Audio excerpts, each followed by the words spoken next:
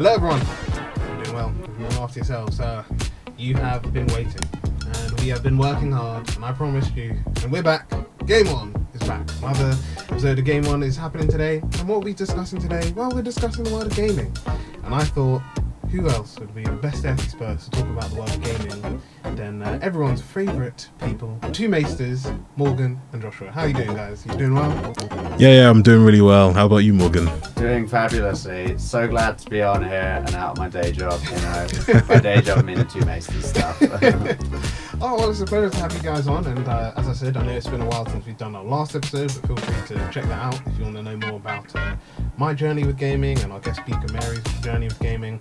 But today, we're going to talk about a few things. We're going to start things off with a very interesting topic, and I mean, you can see even I've got my notepad here to be very official. And oh my god! Yeah, you know, we always promise efficiency and, you know, seriousness with Pick Up the Mic, and we're delivering that today in this segment. But yeah, I wanted to start things off with this first question, which is, do consumers really have an influence on the way games turn out, and other, basically, in general, the overall arching theme of the gaming industry? Oh, that's a good one. Now, the reason why this question came about was obviously, you know, in recent years, there's been a lot of games that have not delivered. Cyberpunk 2077 is one example. Battlefield 2042 is another one. Most recently, Gotham Knights is one that I've personally haven't played, but I've heard that it doesn't deliver. Oh dear. So I wanted to ask you guys, yeah, do you guys think that as consumers we do? Because I know one thing that we raised before starting was, you know, Joshua was saying that you can buy a game, but then as soon as you buy the game, you've got a 70-day, not 70-day, imagine, like a 70 gigabyte patch for a game after it's installed. So you're not even playing the game probably on day one. So yeah, I just wanted to ask you guys, you know, what do you think about that?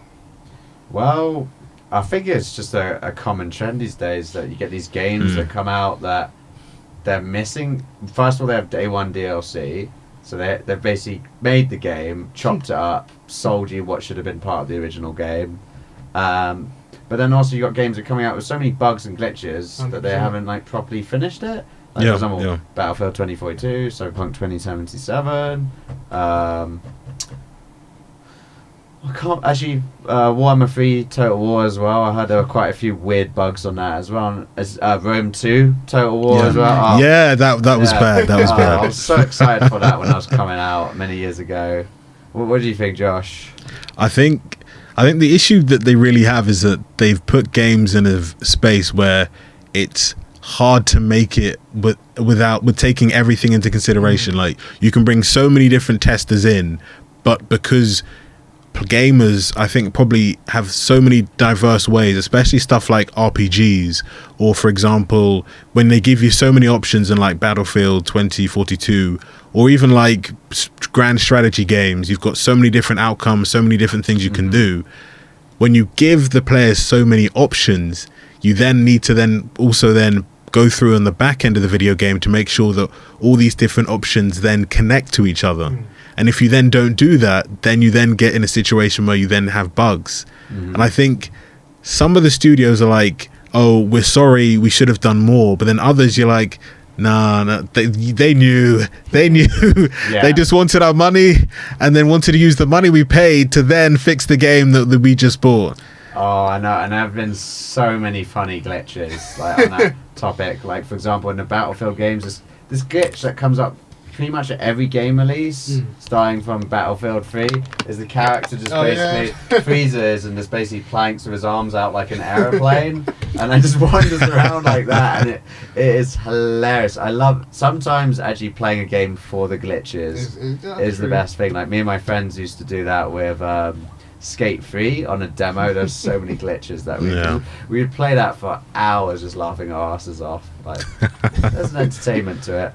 Yeah, I like one of the glitches that I recently saw was in Dying Light 2 Being Human, that I think because my character fast traveled too early in the story, he basically fast traveled to a location, fell through the floor, kept falling, and then hit some form of ground and then died. And I was like, what? But I'm thankful that the character died, because I think they said on some people's game they just kept falling and falling and falling and falling. Oh. So literally they had to go to a previous save to then catch up on their progress. I think I've had like a bad dream about that, where I've just kept falling and falling forever, and I wake up just when I feel I'm about to hit some like invisible floor or something. Well, it's interesting that you both raised glitches, because obviously I think almost this time last year. I just want to check my facts. Yeah, I think it was this time last year. The GTA, the trilogy, the definitive edition, the remakes of GTA 3, GTA San Andreas, and GTA Vice City, yeah. all came out last year. Wow. And obviously, they made it seem like, it's not like a complete revamp of everything's being made and new engines and stuff like that. But kind of like what you were saying before, Joshua, about sometimes it feels like companies know it. Obviously that came out and that was really glitchy. Yeah. Was worse than the original game, which, bearing in mind that some of these games came out in 2001 and can still play good on like an Xbox or on a PlayStation, even on a PC. And the fact that they remade the game and it didn't work is also really important to add. I guess one quick thing to add is obviously we understand like COVID, for example, played a huge part on certain game development. So like I know, for example, so like with Cyberpunk, I know that affected it, because obviously even like Josh was saying, like Dying Light 2, Gotham Knights is another one. Like a lot of games that have either come out this year or maybe later last year were all impacted on the development of the like what happened during COVID. Even the funny thing, to shout out a game that's coming out soon that I'm looking forward to, God of War Ragnarok. Oh yeah. Yeah, that looked really good. But what was really funny was apparently the person who plays the like teenage version of Atreus, when they started like doing the motion capture and the filming stuff in 2020, literally just before the pandemic happened. Yeah. And then they said like when the pandemic happened, they had to make sure everything was safe and all of this. But through the development of the game, the actor who plays Atreus, his voice broke. So because he's actually a teenager. Yeah, so he's actually it's going to be puberty. So it was like really, so they were just like, oh my gosh. They had to like use I think they said they used like AI, they used like a software, I think, to like change his voice so it didn't sound like too different. But they were just like, that was one of like not the hardest thing, but that was something that they'd never encountered before. But they had to now go back, because obviously you don't want to be like, well, thanks for being the actor, we're now gonna have to recast you, because that would just take too long. But it was just the fact that like his voice broke during the development. Oh, hi guys. It's just like it's really interesting. But I think you guys are right. I think that like because that was one of the things that through we like to give out shout outs, and there's a YouTube page called Gameranks, and they do like a lot of videos and stuff like this, and they were saying that one of the things that they found interesting was that now as consumers we pay like especially if you've got a new console, you're paying like 60, 70 pounds for like the game. I know, that is ridiculous. And it's like what's the point of paying? Has it gone up more since the cost of living crisis as well? I think some of them have. Some of them have. And to your point, which was weird, is that I remember reading an article, and actually watching a video on IGN, and they were saying that between like the 360 and PlayStation 3, and going to like the Xbox One and PlayStation 4, there should have been a higher hike between games, but they said no, we're not going to do this because. So the industry said we're not going to do this because it could turn fans away and turn people towards like mobile gaming, PC gaming. So then like put the price down and then covered it in their costs. So they basically subsidized the price so it wouldn't jump as high. Because if you remember, like they were selling games like for Xbox 360, it was like $39.99. Yeah. And then when games came out on like on PlayStation 4 and Xbox Series and Xbox One, it was still $39.99. And then it later started to go up to like $45.99. And I think they kind of like subsidized that cost because having a better console means therefore you need to then pay for more developers to work on the games, and therefore and you need newer tech. So then I think mobile gaming didn't hit off as much as they thought it would do. So therefore, they basically, some studios lost money for doing so.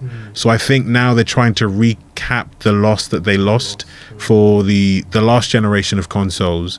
And now the issue is that you've got like the chips that go into like even PC chips for PCs and laptops are literally the same people who make the chips. So ADM chips, Intel chips are hard to come by. So then you've got limited resources and limited consoles that you can play, which is affecting the pricing and the pricing of games as well. And also the increase in the amount of technology. And I think that is the issue with gaming, is that it's coming to a stage where you can have like a AAA game costs more than a movie. It could cost more than a TV, like for example, a TV series. Oh my god! Yeah, how much movies can like cost? What, like $200 million? Yeah, like, dollars. Like, and I think the issue is I think that's affecting the gaming industry. I think that certain studios, it's not the customer or the consumer who's changing how games are being made or developed. It's the investors. And like I was thinking to myself, like, people were like, oh, the golden age of like cinema was in the like 40s up until like the 60s. Then it started to get commercialized, so then a lot of films then came into it. And then you even got like music. Like I was speaking to someone who's a really hard rock fan. He said that no, the golden era of rock was the 70s into the 80s, then became commercialized. And then you just look at like music, like with hip hop, the golden age of hip hop was the 90s into the early 2000s. And then when a genre or a form of media becomes like, even you can know for like Instagram and Facebook, there was a golden era. And then when that golden era ends, it then becomes commercialized. Everything seems to be pushing you to spend money. And I think they said that microtransactions. And that's what I was getting to. Yeah, like we've passed, and people think we've passed the golden age of gaming, and that now gaming is commercial because so many people now play games and have access to it. Especially like with the bringing in of mobile games, gaming companies and investors are like, you know what? Someone is playing £50 a month on Candy Crush for those transactions. How do we then get them to pay £50 a month on transactions in video games that they've already spent £50 on? And then it's like packs on FIFA, packs on NBA 2K, Fortnite as well. Like, and it's like, it's such a sad thing. And like, you see like young kids like going, like, I know that some people in our community, they love like Fortnite, they love like FIFA Ultimate Team, and then you're like, so wait, you bought a game and now you're paying £50 for credit, and then you want another £50, and I'm like, so you're spending a game that you bought for like £50, you're then spending an extra 150 to then play the game because you want to be the best online. I think people have said, did online gaming and online content to games kill some people think it's killing the gaming industry, and has it stopped the golden age of gaming? Well, you go ahead. I was just going to say we'll go into that in just a bit. But I think what you so much to say on that. Go on, I was actually going to say, linking to what you said, is like two things. So one, shout out to this podcast that I listen to, Watch Culture Gaming, because they give me a lot of my gaming info that I didn't really know about. And they were saying, like, for example, they were talking about, like what you were saying then about like online gaming, and both of the hosts agreed that like Fortnite basically is going to go down in history as one of the creative like companies to change the gaming world, because because they were just like, if you really think about it, like Fortnite has worked with Marvel, they worked with DC, they worked with Star Wars, they had so many celebrities on it as well. So many celebrities on it. Concerts on it. I'd say Minecraft also. Minecraft as well. Yeah. And they were just like, the thing is, with all these games, even like with Fortnite, they were saying that you could watch. So they did a Dragon Ball Z crossover a few months ago. Yeah. You could watch with your friends a Dragon Ball Z episode. So they would like show Dragon Ball Z episodes in the game, and you could watch the anime with your friend in the game. What, whilst just shooting at each other? I have no idea. Maybe that's where like Mark Zuckerberg got his whole meta universe from. That if you can do concerts in Fortnite, play video games, watch shows of something in Fortnite, then why don't we just put a whole social media platform inside, for example, the meta universe?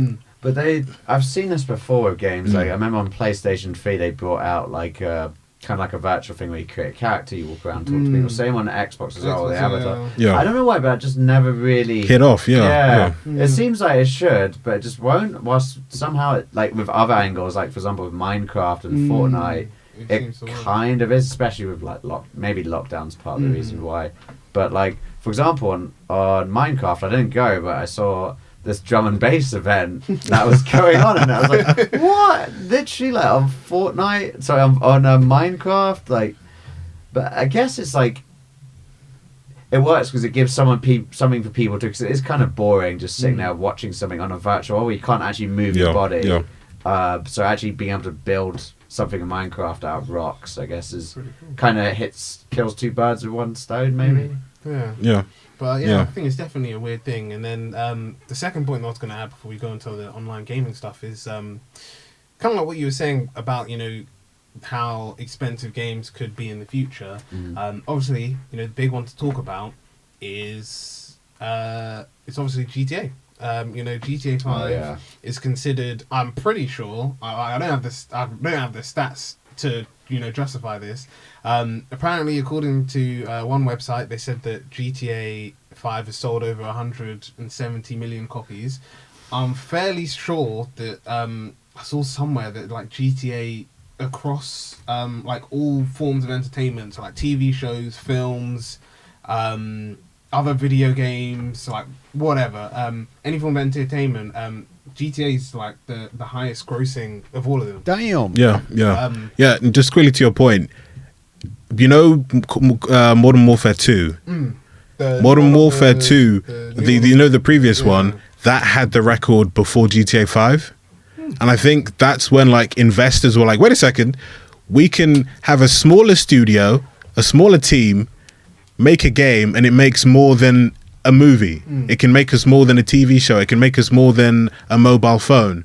And I think that's when like investors were like, you know what, jump into video games. Because if you think about it, a video game got more money than any film or any song or any form of so replayable, isn't it? Yeah. So much more you can churn out because you can just bring out some crappy DLC that's like 100%. Like for example, like remember the Fallout games? I love the DLC in them, but there was always some DLC that was better than others. Yeah. Like and deferring levels of effort.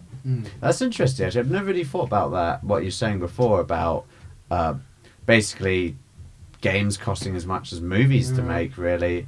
Yeah. And how it's become very commercialized. That whole microtransaction thing makes so much sense, especially in these games that have been playing for so long. Like for example, the Battlefield series, they brought out microtransactions, and everyone was up in fits. And EA games always doing the microtransactions. 100%.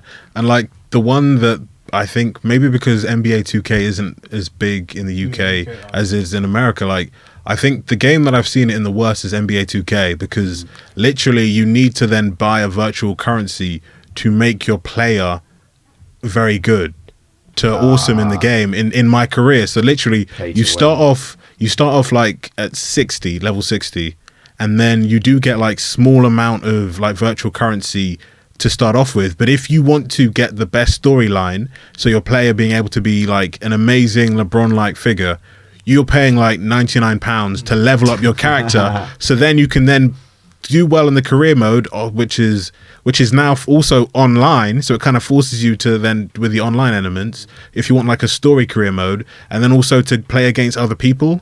And they even got to a stage where like there's actually like a you can actually, I think it was like, casino is in the game where you can use virtual currency. Which is basically real money. Yeah, and I'm just thinking to yourself that it's just wrong that you buy a game, and to be good at the game that you are buying, you literally have to then pay an extra almost £100. So therefore, you're as good enough to then play against other people online. Yeah, it is unfair. It seems very like capitalistic and like just ruining the whole experience. To be honest. Like I'm personally a cheap ass when it comes to these free to play games like Fortnite, etc. I wouldn't spend a single penny 100%. on that stuff, and I was proud of that. Seeing all these kids running around with like these cool outfits, I'm like, is that going to make you play any better? But when it gets to the point where it does make you play better, that is a bit unfair, isn't it? Yeah. Like, I don't know if you guys ever played it, but you ever played World of Tanks? I haven't played it, but I played it once, but a few years back. Yeah. Awesome game, always free to play, but there's certain tanks you could only get on it if you paid extra money, and it wasn't just the skin, it's like the tank has special armor, and basically there was one tank that was so OP and it was only pay to play, and you just join a battle. I mean, you see your team and you see all the other tanks in the team, and if they're all that tank, everyone just rage quits on your team instantly, 'cause you know what's good for you, you know? Yeah, there's no point of just playing and losing. Like, Yeah, too demotivating. Yeah, but I think you guys are right, and I think it sort of links to the previous point of you saying about like, do consumers have a real part to play in game? Because there are also some success stories. So there's games that turn around their narrative. You know, they might have come out with bad glitches, or you know, the game was unplayable, or they had loads of microtransactions, but then they went back. So like, one example to think of is Battlefront 2. Which Battlefront 2, you know, people were thinking, oh, you know, the first game, I think it did quite well, people liked it, and then when Battlefront 2 came around, they were just like, oh, cool, it's going to be a good game.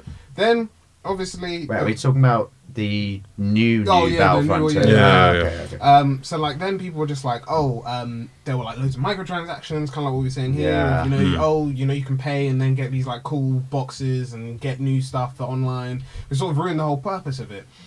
They did turn around though. Yeah, but it sucks. But they did turn it around, and then they did start to produce like a lot of free content. You know, they tried to pump out new characters, new levels. I'm pretty sure most, if not all of those levels were free anyway, so you didn't have to pay extra for them. No, that's good. Yeah, which is really good, and it sort of shows, you know, you're going back to that idea of you don't have to always pay for stuff. Another one is Titanfall 2 is another one. Oh yeah, I've only played the first Titanfall, but that was awesome. That was such a good game. Yeah. And even I played the second one, and I told Joshua after completing the storyline, like there were characters or there were like certain costumes that you wanted, like I wanted to get by playing the multiplayer. And like you, Morgan, I don't really see a point in paying for stuff because I'm just like, there's no point in using a lot of money. But what I did like in the game, I don't know if it was there from the start, was that they did actually give you access to like earn points by winning in matches. So like if you had like a kill streak, you got more credit. If you were able to like escape, you know, if your team lost, if you escaped the arena, you got credit for that. If you were the highest ranking, like you had the most kills out of everyone, you got stuff. So I feel like that's my thing, is that like, you know, even if it does stop, like even if it isn't great at the start, or even like with the microtransactions, you know, just don't feel like you have to limit players to that, because allow players to, you know, because I told Joshua, there was a period where I wouldn't play any new game. I was just like, I wanted to just play Titanfall 2 multiplayer because I really enjoyed it. Oh yeah, when you fully get like onto your favorite. Yes, I've played like one of the Total War games I've played for over like 300 hours.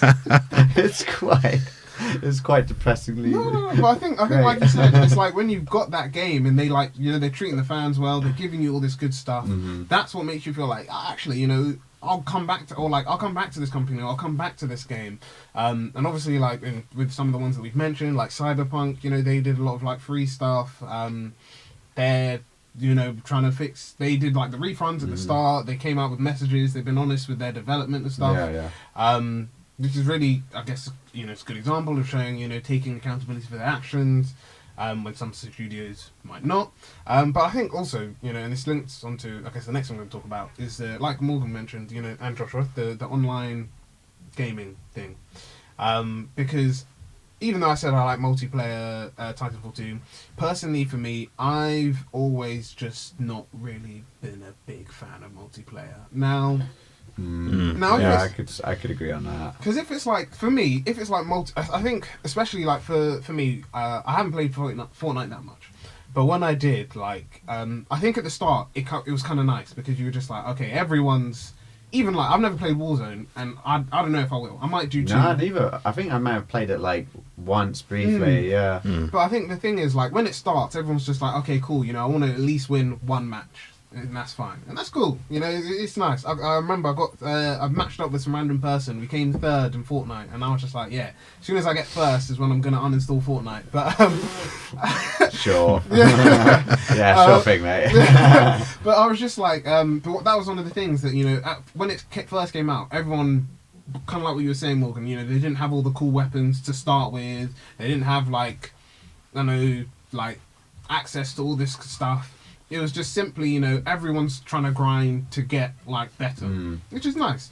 But nowadays, I feel like, oh no, like unless you're going, because I know some games they don't. Like I know Rainbow Six Siege is a game that does it. They match you with other players who are the same level, which is nice. But I know sometimes, I think especially Warzone doesn't do that.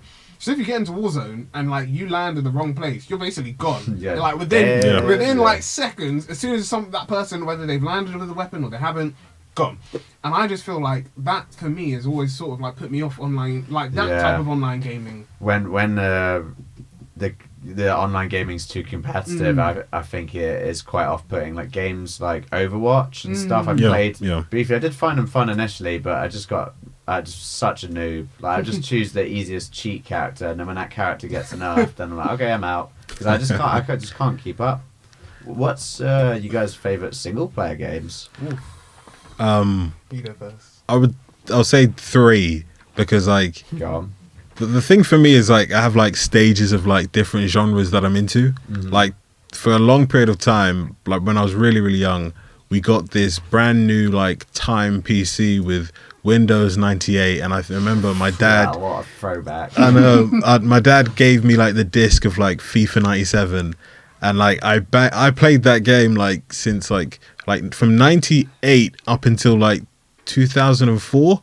Because I loved the soundtrack. I loved like the commentary, and it was on PC, and because we didn't have a console back then. But I really enjoyed the game because it's like I could play, and it was like the old FIFA days where you could have like the World Cup was within FIFA, not exclusive somewhere else, and it was weird because you couldn't buy players.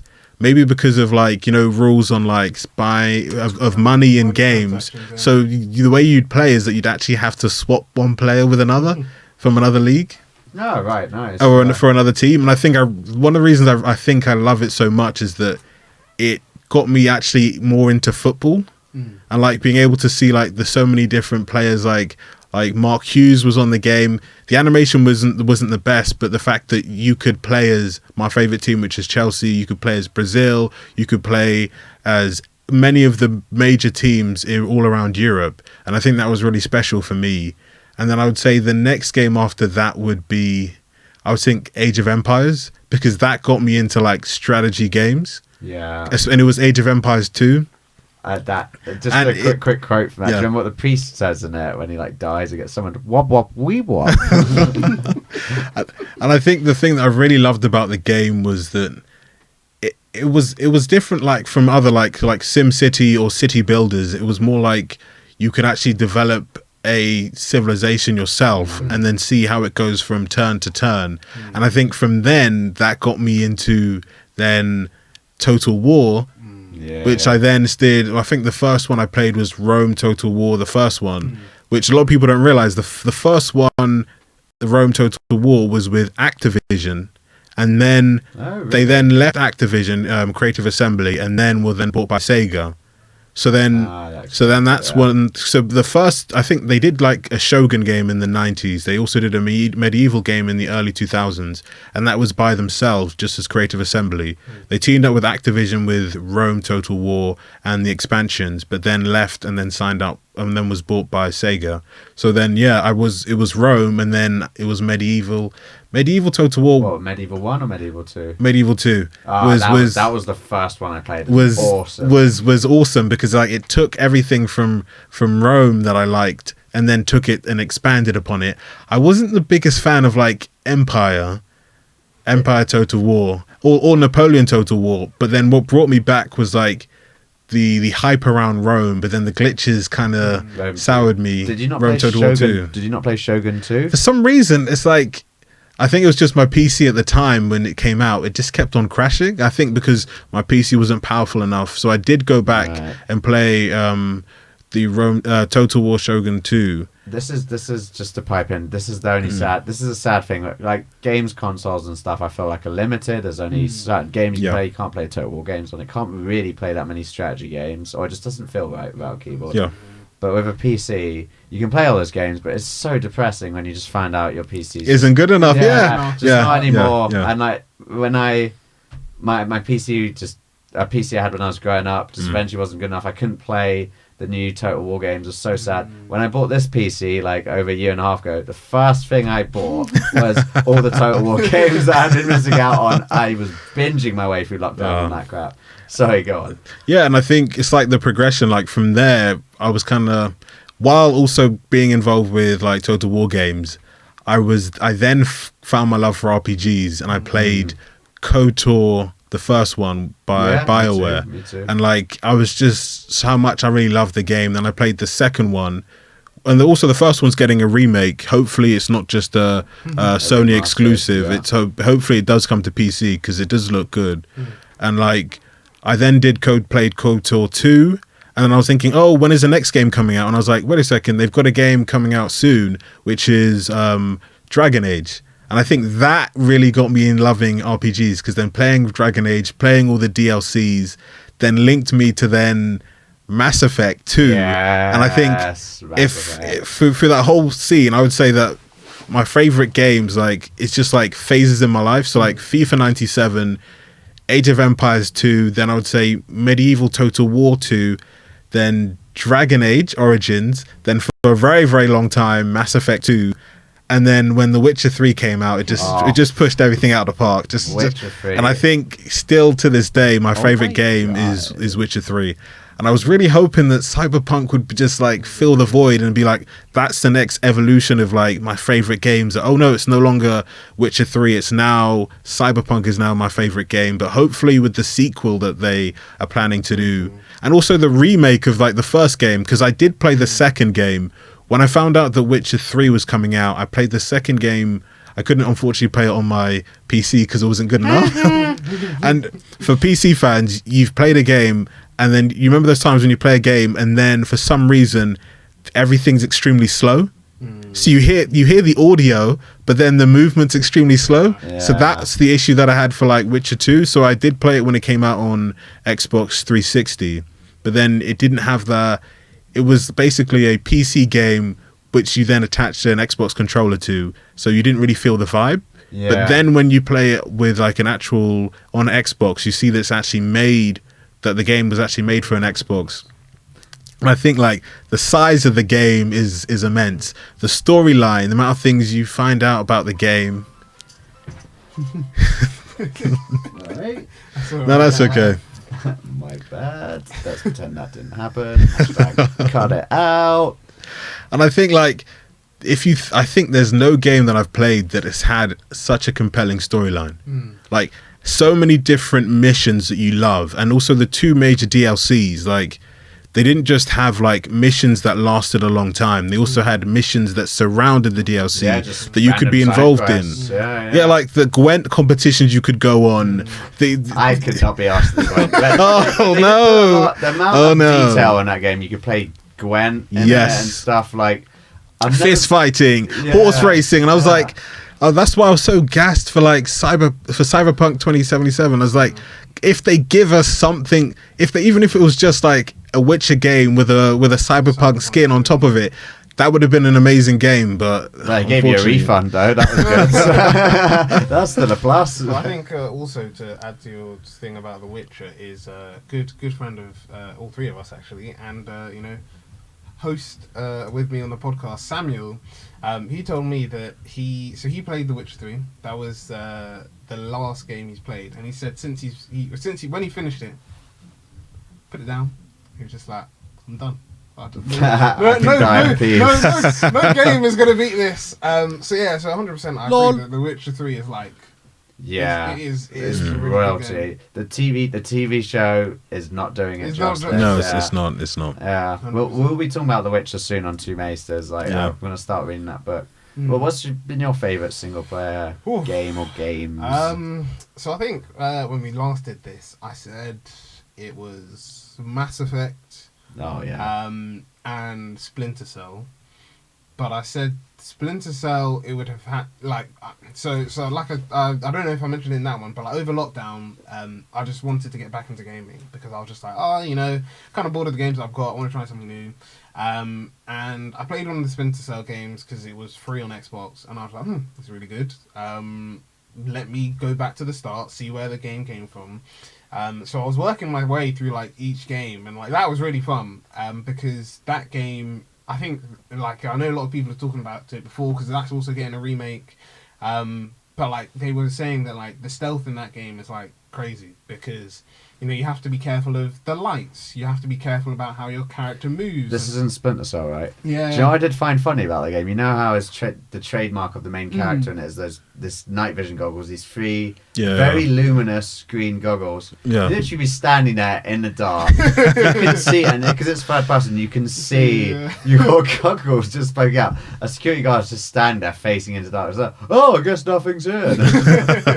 that was such a hilarious thing about that first few games. No, 100%. Yeah. And I feel like even like that's one of the things that I liked in the second game, Chaos Theory, was that like when you could, so in that game, I mean it was in the first game, but in Chaos Theory I remember more of it being there, like there were comic, so you could interrogate characters by like putting them in a, so your character would go behind them, put them in a chokehold. But the reason why it was funny was because like some of them would like make jokes.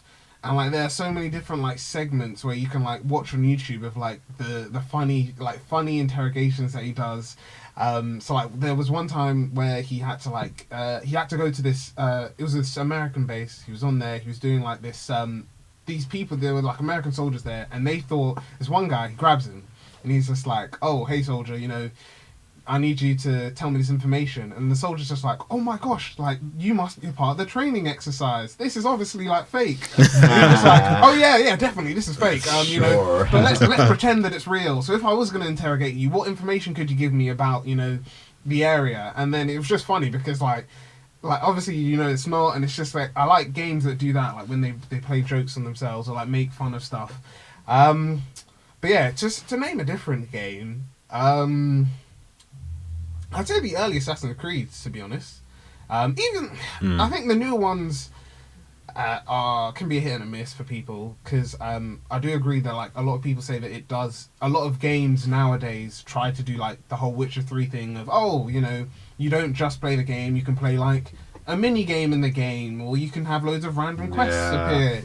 Yeah. And I feel like that worked with The Witcher 3 because it was new, it's something different. But then when you try and repeat it, you can do it in a good way, but sometimes you can't. So like Assassin's Creed Valhalla, like I was telling my brother, I think it's a good game, but I was just like, I've never finished it because there's just I'm the type of guy that I like completing stuff. I'm not saying I'm always trying to get every achievement, but if I see something on the map, I'd like to complete it.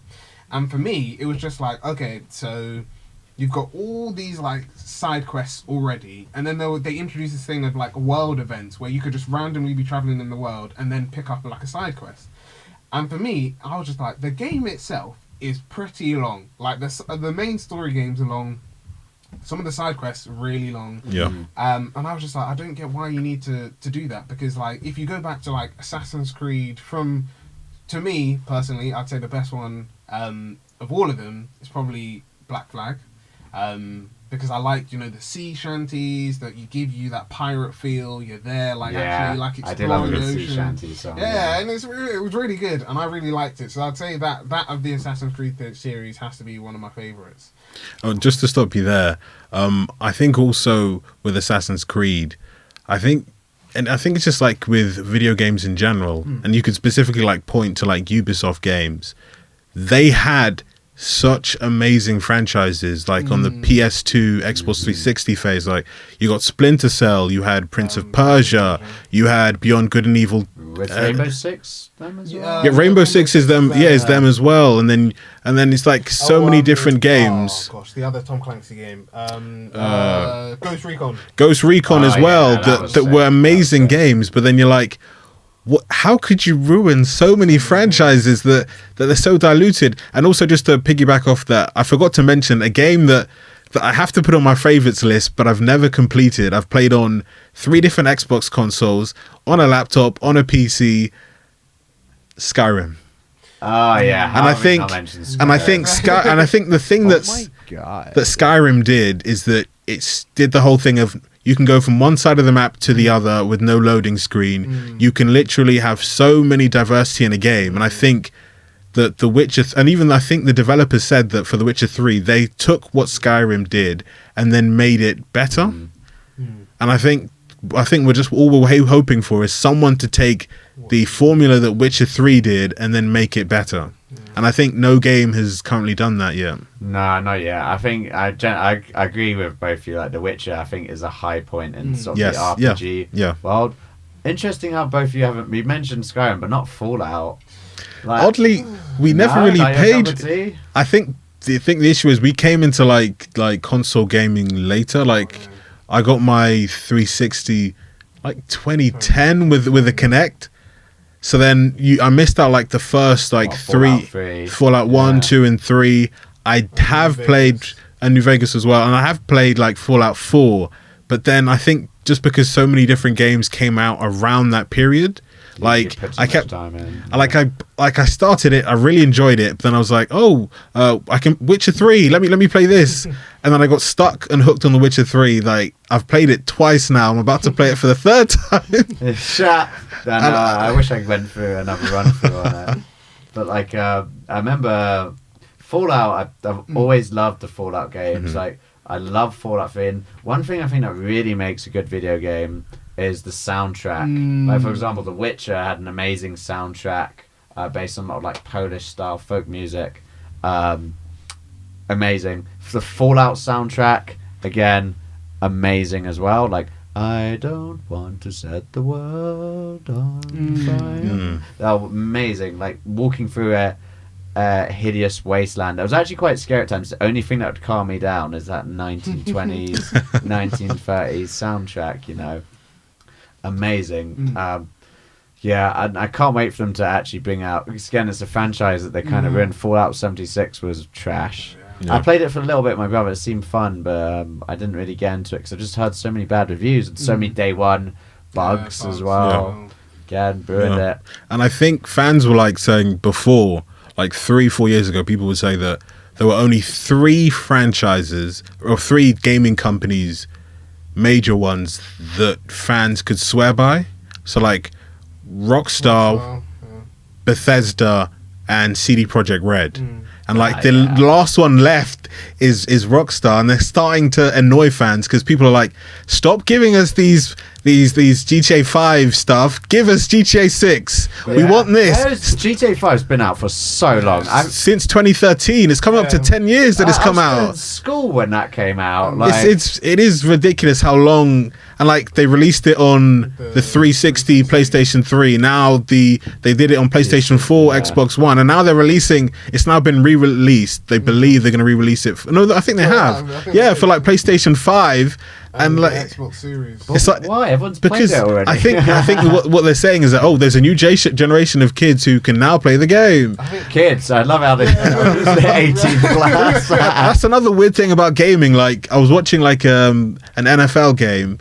And this guy was like, because they had an advert for like the Modern Warfare 2, and he's like, "Oh yeah, I'm gonna play this with my son when we get home." And I was like, "You do realize that Call of Duty is an 18, and I don't think your son's 18." And the fact he literally just announced on air, and I think people have just got to a norm of it, which is weird that Call of Duty and GTA. 12-year-olds can play that game. It's fine. Well, let's be honest. None of us were over 18 when we played this game, so which is true. Yeah. I feel like as well, even with with Rockstar and stuff, like the main reason why they haven't done anything is because I mean, first off, they had. And I guess that's another game we didn't mention is Red Dead Redemption 2. Yeah. Like that was their first thing, but I think also kind of like what you're saying. GTA Online. I don't have the statistics, but GTA Online has made them so much money that they don't even need to worry about like releasing a new game because they know that they like that's one of the reasons why people think that they've been like pumping out so much like online content and even like, are there microtransactions in GTA Online? 100%. Yeah, there are. Even not even just like microtransactions. They've got like exclusive content for online that you have to pay for. So I told Joshua. Like, I wanted to go online. I'd never played GTA Online before, and I was like, let me try it out. I did the intro bit, and I was like, cool. And then like after that, like you like unless you pay, you can't play the game because like everyone's like I don't even know why they did it. There's like flying motorbikes, flying cars, like Yeah. jetpacks, What? and Really? I'm just there like so. I'm just trying to play the game. I'm just trying to do a mission. Guys. And it was just the fact like if you don't turn off like other players can't kill your character, then like basically if you're not prepared to pay for anything, your character's just gonna get decimated. Yeah. And then That's funny. it gets even more annoying because like the content, like I said, there's not like not that I've seen, but the content for online, like apart from the intro mission, there isn't like a okay, you want to play online for free, like here's some free storylines like you can do. It's like no, it's like if you want to play anything and like see more of the story or learn about like some of the stuff that happened after the game, you have to pay for it, and it's kind of like especially like what Josh was saying, if you paid for each version of the game when it came out, because they don't let you. That's another issue. They've never allowed fans to do any form of like. If you like with Xbox, you still get the like backwards compatibility from the game you got for Xbox on 360. Xbox One, but no, just for Xbox One, I think is the backward compatibility. Oh yeah, What but does that mean? So one thing that basically in the console wars between PlayStation and Xbox were behind because they put their Xbox, I think it was £50 more than the PlayStation 4 when it came out. So then, because they added the Kinect that most fans didn't even want. Yeah. So then to kind of like gain ground, they said, you know what, every game we're going to make sure and put that most games you've bought on your Xbox 360 you can now play on your Xbox One. So like for example, I was able, before Microsoft bought Bethesda, I was able to then do backwards compatibility and get Skyrim from the 360. Unfortunately, Bethesda doesn't allow you to transfer your saves, but for other games you can. Yeah. I could use backwards compatibility to not have to buy the game again to play it on an Xbox One. No, that's cool. So then that's the weird thing about like GTA. Xbox has got backwards compatibility for GTA games. So like I have the San Andreas game on 360. I can play the 360 version via backwards compatibility on an Xbox Series X because I previously bought the game. But what Rockstar did when they did the whole revamp, they removed from stores the old version of San Andreas, of 3 and Vice City. So you'd have to, if you want to play it, if anyone wanted to buy it, they had to then pay and buy the whole brand new revamped version, which had so many glitchy. Yeah. And then That's like sad. the issue I think, just remembering now, is that the people who make like NBA 2K, which are 2K games that also do what's the BioShock as well, they do that game. BioShock. They also own Rockstar.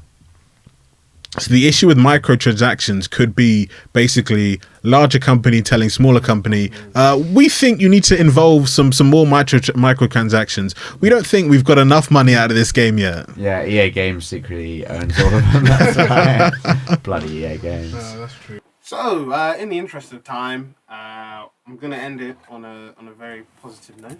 I just wanted to ask you guys, what is your most anticipated game? I mean, we're almost at the end of this year, so so let's go the rest of 2022 to 2023. It can be a game that you're gonna personally play yourself. It could be one that you're gonna watch someone play. What game are you guys looking forward to? Goat Simulator 3. That game has endless amounts of fun with your mates. Not really much to it, but just lots of lols, honestly. Yeah, I like that.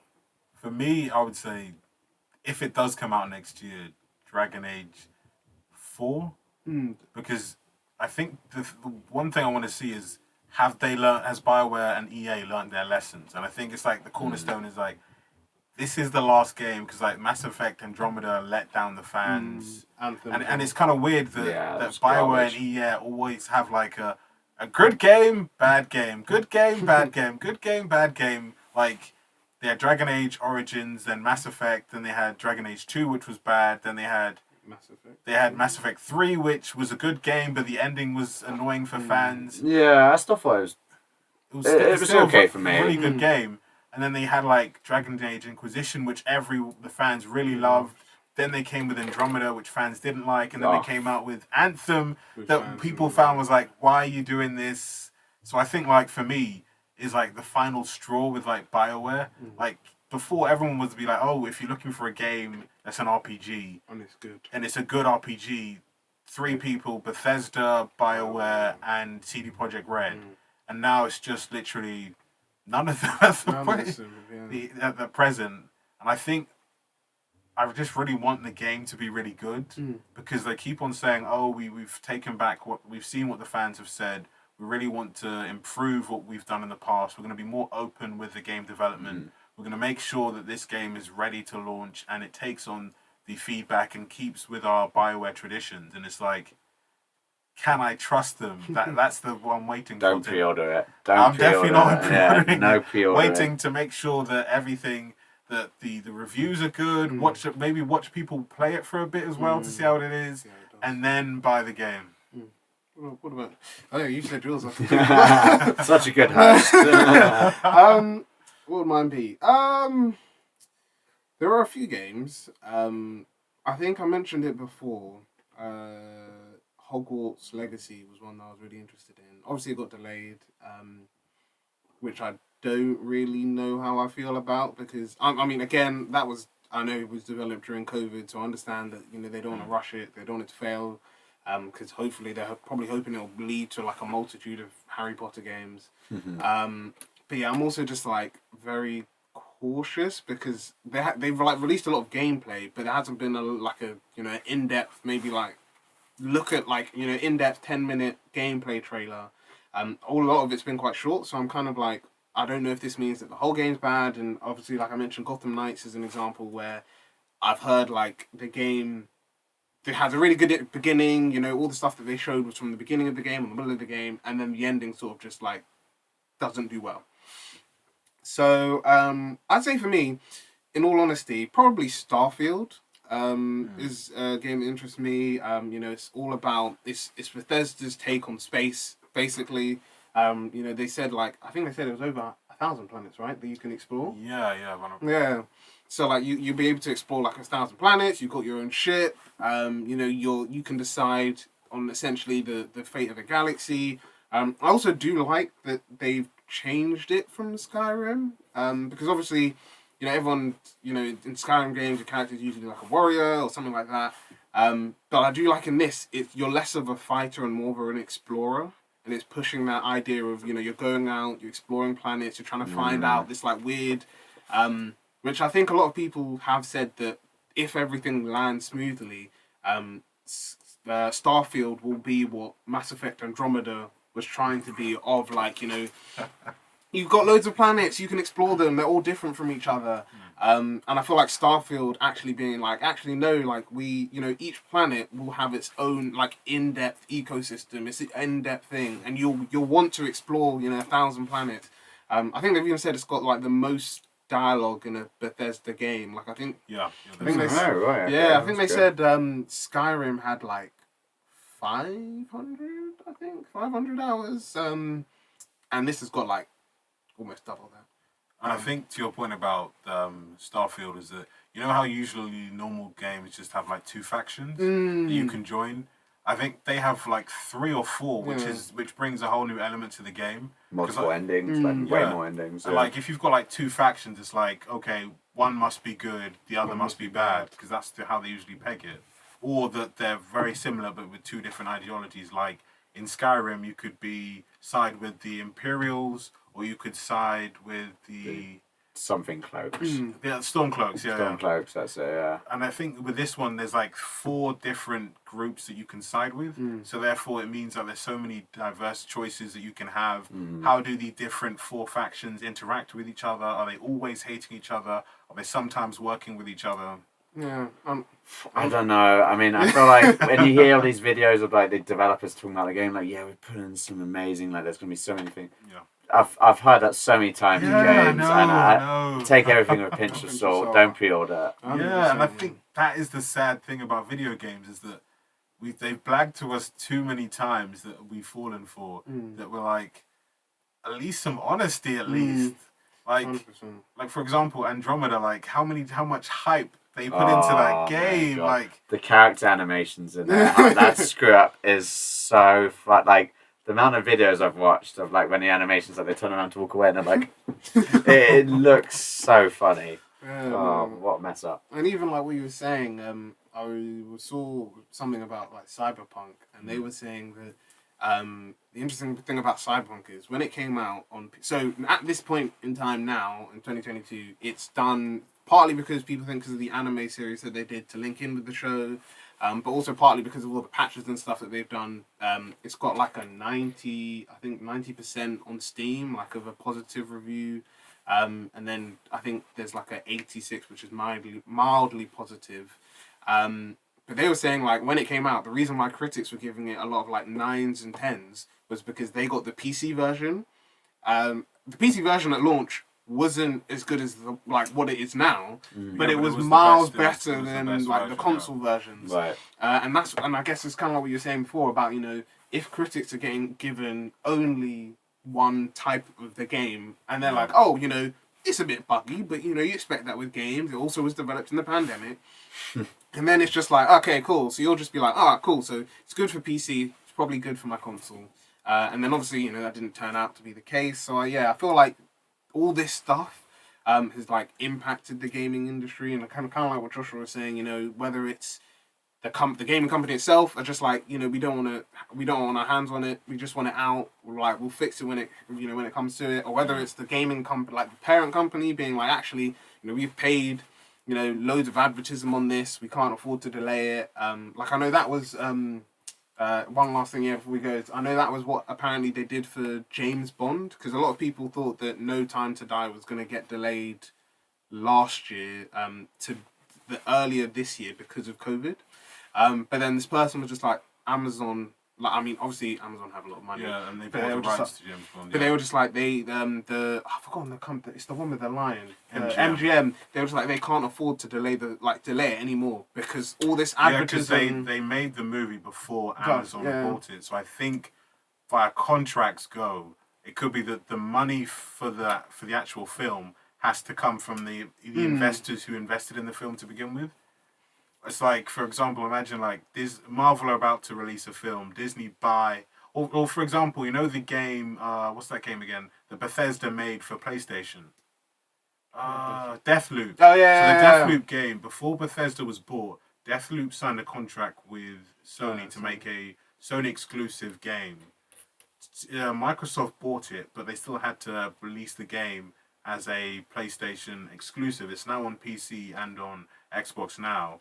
But I think because they had signed it before Xbox bought them, they had to then fill out the contract. So, for example, probably the same thing with James Bond.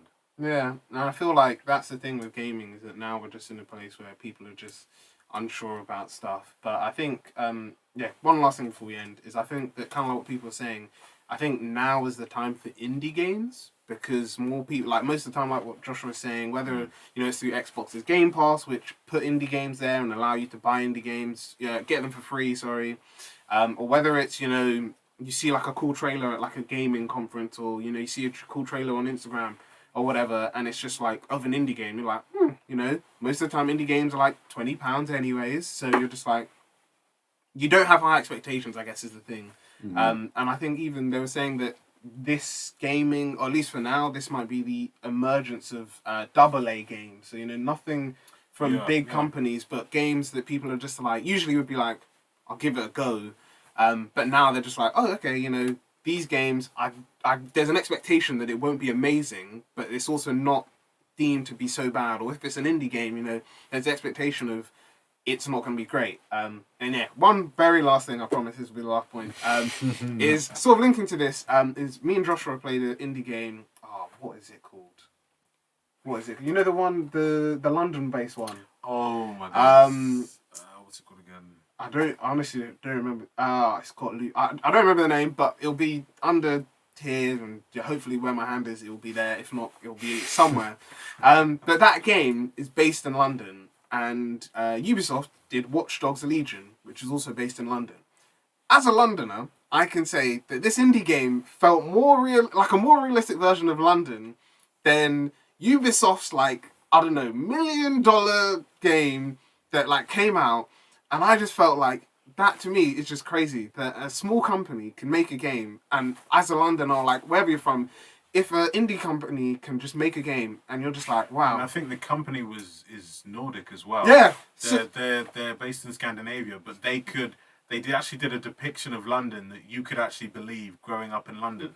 I've got to see this actually. Like someone so one of the scenes is like someone Last Stop. Last Stop. That's what it's called. So the guy is literally working for like his local council, and he's basically you would believe that would happen in his local council, but then when you watch stuff on like Watch Dogs, you're like, someone's basically copied and pasted a script. Well, oh, this is what happens in London. Let's copy and paste it and make it seem like something like this, and it's like. And I think it just feels like a disjointed game. Yeah. Maybe it's because we've grown up in London and we know what London's like and the theme that London has, that the game feels weird. I was like speaking to one of my friends, and I was like, we're talking about like films, we're talking about like Fast and Furious, like the one based in London didn't feel like it was in London, and then he was just like telling me, is it because you grew up there? So when they do films like in New York or films in Los Angeles or films based in Tokyo, they probably feel exactly the same way. Yeah. Like, that isn't... But I don't know why. It seems like they get New York properly. Then they do at least justice. New York justice. But London, like certain films, like does GTA feel like... LA. Which one? Was GTA 4 set in New York? Basically, yes. That's an island. Yeah, did that feel like New York, I wonder? Oh, well, yeah. I guess the New Yorkers will have to... Yeah, asking enough people, sorry. But no, I feel like that's the thing, and I feel like that's what the future could be, is that indie games now become the focus, because, you know, smaller, there's less of pressure to do, like, amazing work, and it's just, you know, the indie company can... Like, I know there was this really cool game on Xbox called Midnight Fight Express. It, to me, is, like, really fun, because it's like an indie game, all developed by one guy. There's like no speaking. The soundtrack was apparently made by this actual like, you know, band. But it's really good because, like you were saying, you know, the fight scenes, like each hit feels like, you know, you're hitting someone on the drop of the bass, and you're just like doing all these cool things. And there's like loads of funny missions in it. And I feel like, to me, that was better than some of the other games that I've played this year. And it wasn't because, like, you know, it was made by a big studio. It wasn't because it did an amazing job. It just made me as a gamer, you know, just not have like... It wasn't overcomplicated. It was simple, easy to understand. There wasn't like pressure to do all this stuff. And I feel like that's what gaming should be. It's just, you know, like you should feel like I can just go into the game. I don't need to worry, or, you know, feel like if it's based in your hometown that actually, you know what, this is really good. I know a lot of, one thing to add before we end. I know New York, the Spider-Man 2018 game that came out on PlayStation is now on PC. I know a lot of New Yorkers said that they felt like New Yorkers. They were just like, they felt like the game like did New York justice. Like there was even one detail of rabbis aren't seen in the game on, like, if you play the game on a Saturday. Really? Yeah, rabbis aren't. And the thing is, it was so crazy because nobody knew this until the game developer then sent the message out. One of those Witcher-esque things. Yeah. People find out 7 or 8 years later. Yeah. And so like the developer was just like, oh yeah, you know, no one's ever told us this, but we wanted to let you guys know. There's a small detail that if you play the game on the Sabbath, they're not there, and it was cool because people were just like, that's not true. And then they changed their their consoles like timing, or their PC's timing, to like see like, is this the case? And then yeah, it turned out it was. So I feel like stuff like that is what makes games fun. Just one quick thing. One thing that I am also starting to see is indie companies are now taking longer to develop AAA games. So like, Larian Studios is an indie company, and they are making Baldur's Gate 3, which they've been opening up to early access, and that's going to be like a AAA game. You've also got like Focus, who've released the game The Evil West, which looks like a really, really good game. And I think it could potentially see that the next stage in gaming could be indie companies who are patient, who can then build up a fan base similar to like CD Projekt Red, what they did with The Witcher 3, and then develop games and continue to develop games, and then start to make larger AAA games. And I think they make the games like sustainable, and I think that's another issue that we have. Like, are video games the way that they're becoming sustainable?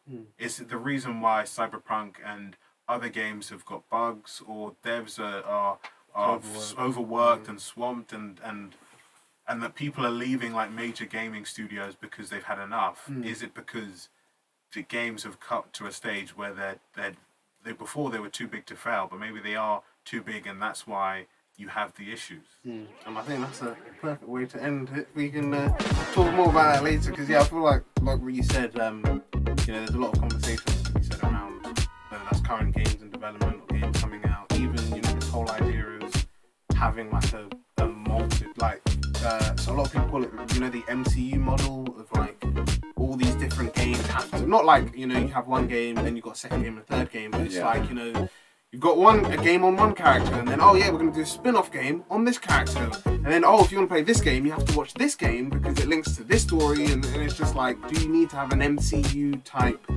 universe in gaming when you can just have like separate games where you just play as that character? So like for example in The Witcher, you mainly just play as Geralt. You don't need to necessarily have a spin-off that you play like they didn't do a spin-off where you play as Ciri for the whole like game. some gaming companies put everything that Ciri does, the DLC. Is a DLC, yeah. And it's like, if you want to find out what Ciri was doing in the game, just give us an extra 20. Yeah. But yeah, no, it was really great talking to you guys about gaming, and then, like I said, it's good to be back on Game On and to be talking about where we're going to see Game On in the future. If you like this episode, like, comment, subscribe is always appreciated. Feel free to let us know in the comments below some of your favourite games and what games you might be looking forward to in the next year. And yeah, we will let you guys know when we've got the next episode coming out. We should have more coming soon, but keep on gaming and Game On, and we'll see you all shortly. So have a nice day. Bye.